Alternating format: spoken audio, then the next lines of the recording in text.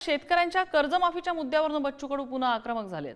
आजपासून बच्चू कडू यांच्या 7/12 कोरा कोरा कोरा या यात्रेला सुरुवात झाली आहे। पहिले कृषी मंत्री पंजाबराव देशमुख यांच्या पुतळ्यासमोर नतमस्तक होऊन बच्चू कडूंनी भर पावसात ही यात्रा सुरू केली। यात्रा पुढचे 7 दिवस चालणार आहे। 7 दिवसांच्या पदयात्रेत बच्चू कडू गावागावात सभा घेणार आहेत। 138 किलोमीटरचं पायी अंतर पार करत यवतमाळ जिल्ह्यातल्या चिलगव्हाण या ठिकाणी देशातल्या पहिली शेतकरी आत्महत्या ज्या झालेली होती त्याच गावात या यात्रेचा समारोप होणार आहे।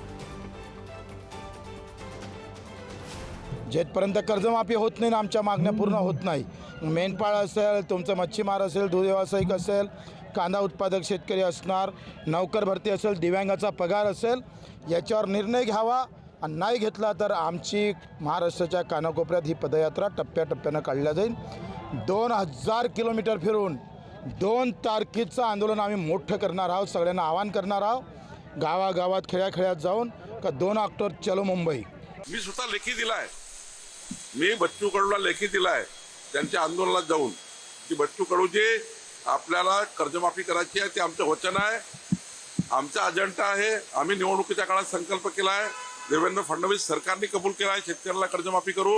आणि आमची समिती जी राहणार आहे ती अत्यंत महत्त्वाची समिती महाराष्ट्राचा संपूर्ण दौरा करून ज्या शेतकऱ्याला गरज आहे ती करणार आहे। बच्चू कडूचं आंदोलन हे दुटप्पी आहे।